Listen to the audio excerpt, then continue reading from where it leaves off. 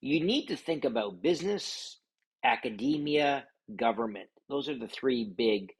And I think when in Canada and North America, we try to have this separation of government and business. It's just not true. Uh, and in the intangible world, unfortunately, the whole government part is vital to understand.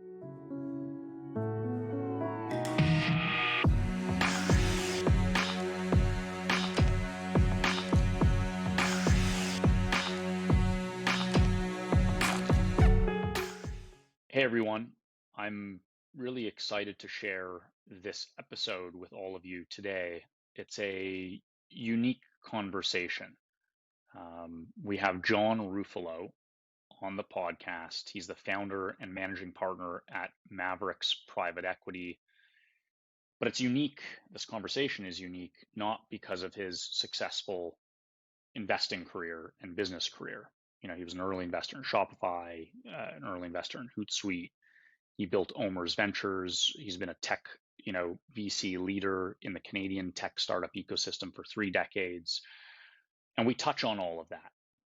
But what was truly inspiring was the way he has persevered from a horrific accident 3 years ago. He's an avid cyclist. He was out on a beautiful day and he was hit by a transportation truck that, in his words, shattered his vertebrae into dust. He basically broke every bone in his body, had organ damage, and barely survived. This is a story about human perseverance and much more. John, you're a Canadian startup VC legend. I must say, maybe not even just Canadian legend. You're a global VC legend. Appreciate you having come on the podcast today. I'd like to get your insight, your story on how you've come to be such a important part of this ecosystem and how you built OMERS Ventures from the ground up. Maybe let's start there. Sure. Well, first of all, thank you, Elan, and legend's a little strong, but I am certainly an old timer. That's a much more fair comment. But um, my involvement in the sector actually full time started in 1992. So I am 31 years in, and all that does is it affords me a little bit of the better understanding of the history of where we are in the particular cycle. And I've seen the ups and the downs, and I personally never get too high and I never get too low because you got to identify the cycles. Now, I started off through a consulting career, and what really happened was after the last bust in 2001, by the time the VCs ran out of money, which was about 2005, the sector just bottomed out. We got the financial crisis in Canada, could not on its own through private capital resurrect itself. And I was working from a public policy perspective with the federal government on how to rejuvenate and kickstart it. And through that process, OMERS had reached out to me, and much to my surprise, had a desire to go right back in and support innovation, but they didn't know how. And so that's how I kind of went to advising them, and then they kind of go, "Well, we really didn't want you to be an advisor. We wanted you to build it." And to be honest, I said no for 6 months because I enjoyed where I was, but it was really based on a true opportunity to help resurrect it. So if there's any credit, first of all, credit goes to OMERS and Michael Nobrega, who was the guy that had the guts to do it. But it was the first positive movement back into the sector.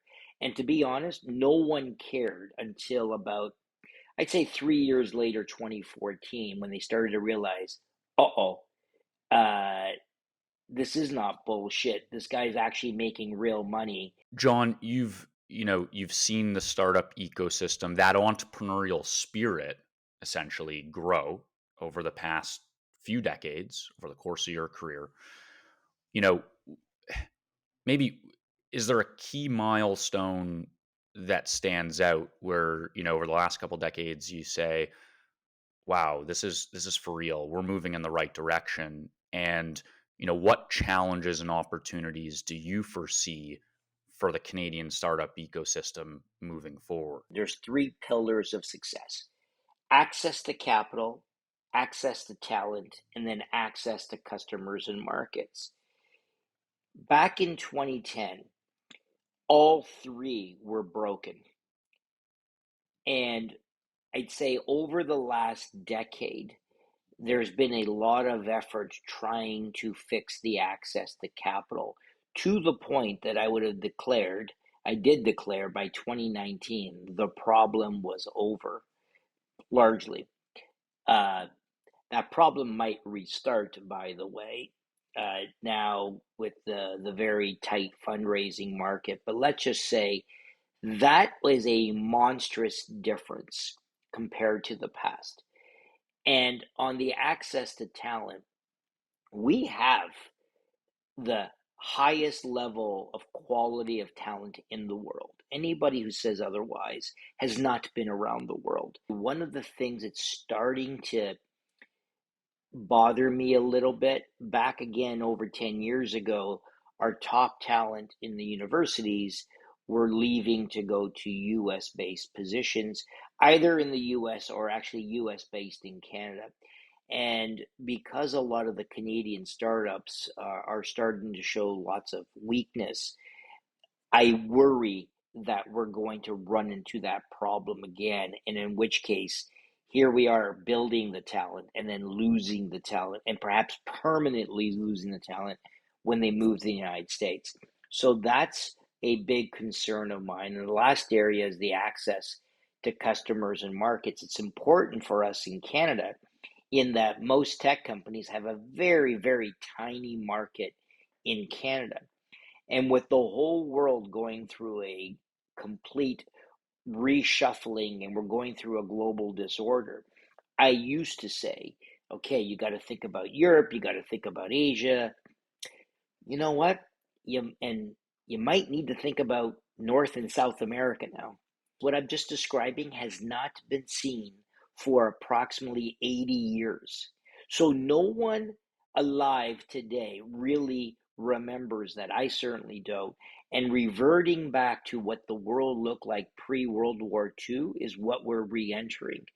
And that really shifts the sands so dramatically. We haven't seen how it's unfolding, but I'd say that is the thing to really watch. So in light of that context, if you're Mm-hmm. let's say you're an entrepreneur, let's say you're a young entrepreneur, you're 20 to 25 years old, you're in Canada and you're starting a technology business. Mm-hmm. How do you think about, is it blinders on, stay focused, build? How do you be aware of that? Think about how you build a great business. Are there Does it affect how you would build a business or the way you look at scaling? Out of curiosity. You need to think about business, academia, government. Those are the three big. And I think when in Canada and North America, we try to have this separation of government and business. It's just not true.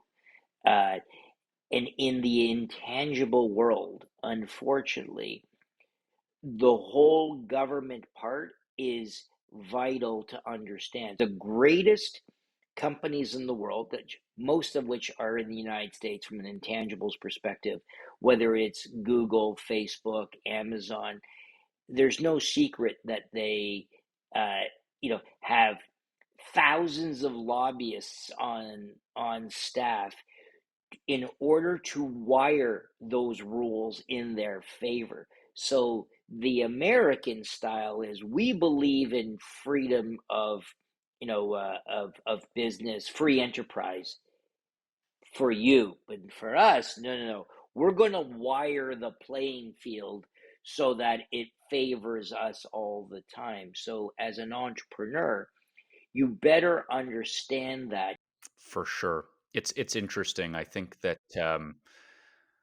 honestly, I think no matter your career, whether that's you're an entrepreneur in tech or you're a lawyer or whatever, I think it's critical to read and understand what's going on in the world and make it a part of your daily hygiene, and and read from different sources and from different sides, and from and try to have a holistic point of view. I think it's a very fair concern that you brought up, that you have amazing talent coming out of the University of Toronto, out of the universities in Montreal and McGill and HSA and UCAM and UBC and wherever else across Canada, and they can sit from their comfortable confines here in Canada and work at a venture-backed company from Sequoia based out of San Francisco, and a lot of them are taking roles like that, and as opposed to, and that's fine, and that's great, but from a Canadian perspective, how do you leverage, or how do you get that great talent to help build great companies here in Canada from the ground up? And you know So now you have talent uh, that say wants to stay here in Canada. Um, we did before 2010 have a lot of them uh, work for US based companies in particular, but we're staying in Canada. And it's okay from a, um, uh, I'd say, a short term perspective, because they get to train perhaps, at some best practices at companies and learn. Where it wasn't okay was a lot of those companies were using it as a mechanism to siphon off the people and move them over into the US. And that's been a strategy, and that's not okay, because we then potentially lose, here we are, they grow up here, we've trained them, we use our taxpayer dollars, and now we're starting to get the fruits of their labor and they move off. That's a bad public policy issue. Now, what was then happening was, for those who didn't get siphoned off, it was competing for talent in the Canadian based startups. Now, this is where it gets a little dicier from the perspective of, um, you have talent that is more entrepreneurial, and I'm going to use generally speaking. Generally speaking, they ultimately make more money and amass greater wealth if they are employees of the Canadian headquartered startup and want to take that risk. But it's at the expense of lower total cash compensation. So a number of folks, and let's call a spade, prefer the security of higher cash compensation with lower equity payout. And it's okay, but that's a reflection, not all the time, but a lot of the time, of the risk appetite for folks. Now, it was okay when there was enough Canadian startups. The problem now that and by the way, I always said it and I will still say, the benefit to this country, the long term benefit of working for US based startups is just not there. It's a good training ground, but all of the value of your IP, in essence, your intangibles, gets siphoned off into another country. It's not good for Canada, and jobs is no longer the real value in an intangibles economy. It's the actual intangibles. So it's not good ultimately, number one. Number two, let me go back to my consulting career. When the tide turns, and it always does, you start laying off your employees. Guess where you always start first? Your foreign subsidiaries. And being in the HQ is always the smartest place to be as an individual over the long haul. you're an avid cyclist. You were in an accident back a handful of years ago. Can you can you tell me a little bit about that? And I think your story is incredibly inspiring. It's I think, a symbol of resilience and strength. But would love to hear, from you what happened and what's transpired afterwards. I was regularly going out midweek for about 100K rides, and it was wonderful and allows you to clear your head. And because I'm an experienced cyclist, I'm actually paranoid cycling in the city because I don't trust anybody. And so I have a great route how to get out of the city, north of the city. And then once you're north of the city, you can just blast and feel good that someone's not going to hit you. And in this particular day, and it was a beautiful day, um, an 18 wheeler had just unloaded its stuff that it had, and I guess didn't somehow see me, which is bizarre because this road that I'm at, I was going from the beaches in Toronto to Stouffville, and the road is Pickering Town Line. It's straight as an arrow. It's not treed very much, and it was a beautifully sunny day, so there was no visibility issues. The only visibility issues is that it's probably not a good idea to be looking at your phone while you're driving a fucking 18 wheeler, and that's what this guy did. And he's right on my back wheel, and I thought that this person was trying to intimidate me, and I'm right on the side of the road. And before I could react, I felt uh, or I heard the squealing of the air brakes going on, and what happened, slammed on the brakes, and the trailer jackknifed like a whip, and it hit me right in the back, and it actually exploded my vertebrae into dust. It was gone. The vehicle was at 80 to 90. It was driving about 80 to 90 kilometers an hour, but the whip like effect uh, uh, flung me, and I landed on the ground, and it broke. Frankly, everything other than my limbs, my pelvis was split in six pieces, but I had a lot of organ damage. I lost half of my blood, so they rode me in an ambulance. I'm awake on my back, on my broken back, the whole time, with my pelvis and all of my ribs broken in two places. And then the moment I got to hospital, they induced me into a coma for 6 days to calm my body down. So, anyways, long story short, there, uh, it was it truly was, and I didn't appreciate it until he told me afterwards that they wouldn't even tell my wife that they had expected me to die uh, within the first 48 hours. But then by hour 36, they said, "Well, we're gonna try it," and I had pulled through. Here's the irony of the whole thing: my partner, who's an avid cyclist, was given my Garmin because they wanted to download any of the data to see if they could ascertain anything because they brought charges against the truck driver. And he downloaded everything and he said to me, "John, I really hate to tell you, but you broke all of your personal bests that day."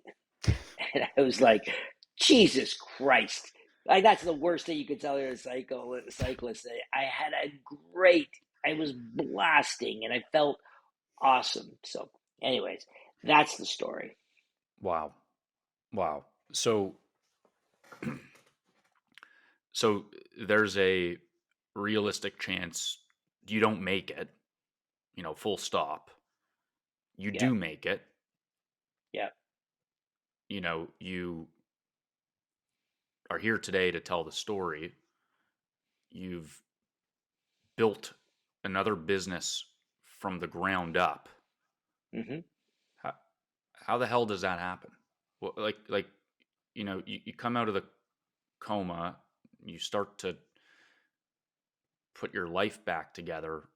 What's what the heck's going through your mind? Well, yeah, I mean, it was very tough.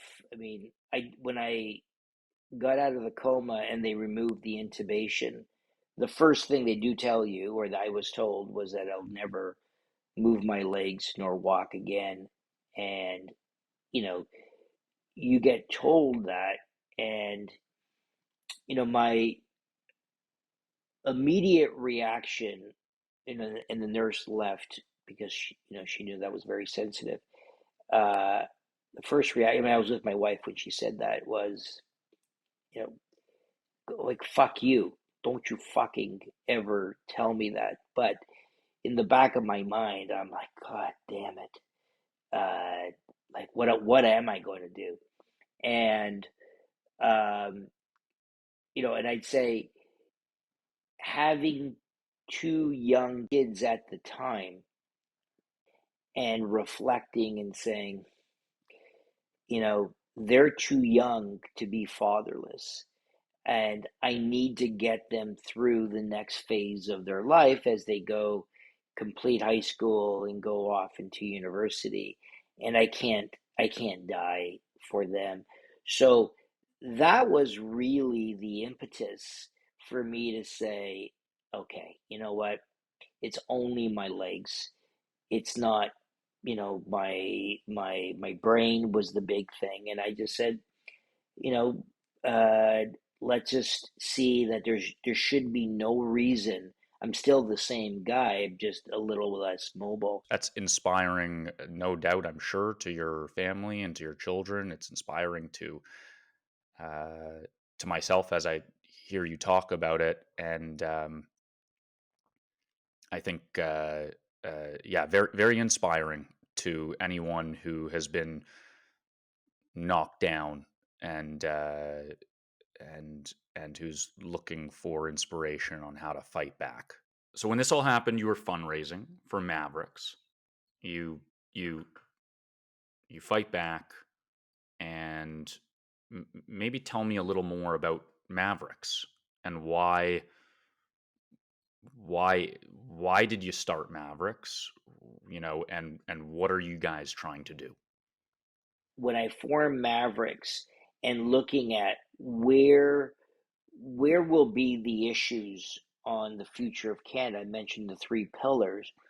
I was concerned that the access to capital issue will become a very big issue when the market blows up. I had theorized that the market will implode, and those survivors that can get to the other side will require capital, and it would be a good opportunity to have this growth capital available for them, because uh, funds providing checks in the, call it, the 75 to $100 million range weren't really available in Canada, and you had to go to a pension fund, and a lot of folks didn't want to do that. So that was the whole. There was an actual. It was the greatest mismatch of the supply and demand of capital, certainly in Canada. In fact, in the United States as well, was this growth private equity hole. That's why we had started it. Now, what was the thesis? The thesis was this global disorder is coming, and the world is going to revert back to what it was like before World War II. And uh, so we expected this, and technology was going to be the way that companies that were going to be the ultimate winners and growing organically either needed to be technology companies, but more importantly, needed to leverage technology. And so that was really the thesis. And I think that, the reason why we were able to raise so much capital, at least from a Canadian standards perspective, on a first time fund, was that the investors actually saw the same thing, and they saw that there was no one in Canada really positioned around this global disorder. And so that was really how Maverix was founded. And you know it took 18 months longer because of COVID, but in fact, in hindsight, it was okay because we weren't going to deploy any capital anyway, because I wasn't going to do it at market peaks like that. John, you've raised, the first fund for Mavericks. That's the wheels are in motion there. you know, you over the course of your career have worked with and invested in incredible entrepreneurs. Um, you know, just at a high level, I know you were an investor in Shopify, in Hootsuite, in Hopper, in many other incredible stories and incredible founding teams and everything else. It, over the course of that career and working with these companies, are there common traits you see in entrepreneurs, or common traits that they share that you've observed? Yeah, you kind of raised it earlier, uh, was really this resiliency and persistence characteristic. And in fact, it's kind of funny that here I was investing in founders and starting to see a discernible pattern. And lo and behold, I needed to actually live what I just said for the 10 years. And, that was unintentional on my part. But when I said, what's my goal? My goal is to walk against, maybe not run a marathon, but walk so I can go get a coffee or hold my daughter's hand as I walk, on the beach. But that's my goal, and damned, I'm gonna do it. I will have it done. I'm now starting to leverage a little bit of technology in the form of biotechnology, pharmaceuticals, et cetera, to try to help that. But now let's take that to the entrepreneur. Those entrepreneurs that do have that same, like, if it kills me, this is what I'm trying to accomplish. I will do everything I can. Oh, and by the way, I will leverage technology in order to get me bigger, better, faster, stronger, sort of thing. It's almost an identical parallel. And finding those entrepreneurs that will do that, because every entrepreneur goes through a shitstorm. Everyone. And it's not a question of landing in the shitstorm, because you will get there no matter how smart you are. It's how you react. Do you cower? Do you panic, and or do you just double down and say, okay, I'm going to retrench, I'm going to go this way, I'm going to see what are the best alternatives, and as rocks are dropping down and becoming obstacles, and in some cases landing on top of you, do you do you figure out and adapt to get around the obstacles? Those are the characteristics. The problem as an investor, honestly, it's really hard to assess that. And that's why the last number of years has been a lot of irresponsible investing, because the the VC in question only saw greed and said, I really don't care. I just want to find the greater fool who will either fund it higher, I can take out a secondary, or sell it, etc. You know, as opposed to saying, who's going to build a business for 100 years? This is why I love Toby Lutke. First time I met him, he's going to build, headquartered in Canada. I'm never going to leave the headquarters out of Canada, and I'm building 100-year company. It's like, whoa. Oh, and by the way, I find it absolutely reprehensible that the artisanal entrepreneur cannot easily sell their stuff on the web. That's just wrong. He still believes that, right? He is, like when I saw that, it took me, I can't remember that. Our first conversation was over coffee for 2.5 hours. By the 2.5 hours, like, I fell in love with this guy, and we literally did the deal over a napkin. The biggest deal of my career at that time, which I sort of breached the OMERS Act, and all the various protocols, and I had to get a little forgiveness from my CEO after I did it. But he got me so excited, but you can clearly see that. So, and one of the last things I would say is, what a true mark of a VC really is, it's not seeing the future or not being a financial genius or all that crap that you hear. It's really about detecting pattern recognition. And the only way you can really detect it is by seeing as much deal flow as possible. That's your advantage, right?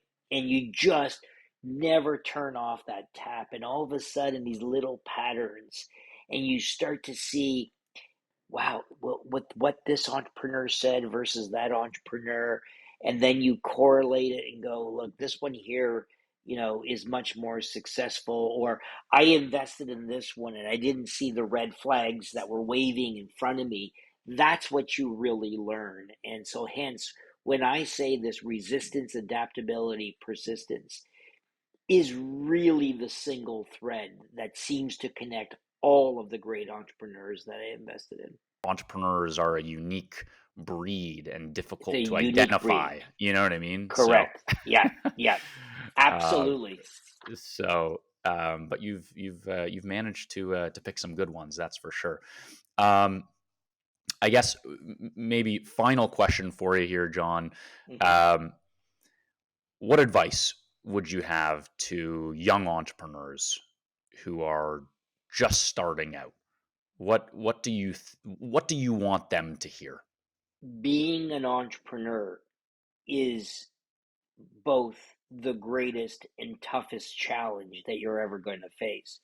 But it does not only lead you perhaps to fulfillment, and it could be financial fulfillment, but it is what this country needs. We've done a phenomenal job in the private sector to support and embrace the entrepreneurial class. And I just think, you know, we need to have government and public policy support that success of the entrepreneur and put it at its rightful pedestal. And I think it is phenomenal if you, as an entrepreneur, generate $1 billion and you become a billionaire, because that means the country has generated 100x times what you have just said, that will enable us to pay for all of these wonderful social programs that we hold dear to our heart. The last thing I would say is, if you're a young entrepreneur, try to surround yourself, if you can, with an ecosystem of a great support network around you, because fighting by yourself is extremely hard. You can't do it by yourself. And it Canada is very welcoming from a support perspective, but you got to go out and you need to go and reach out and get it around you. That's great, John. Very much appreciate you coming on today. I think incredible insight that you've given to our audience, and a lot of inspiration as well. I can't wait to see you progress along your journey at Maverix and personally. So I certainly wish you all the best.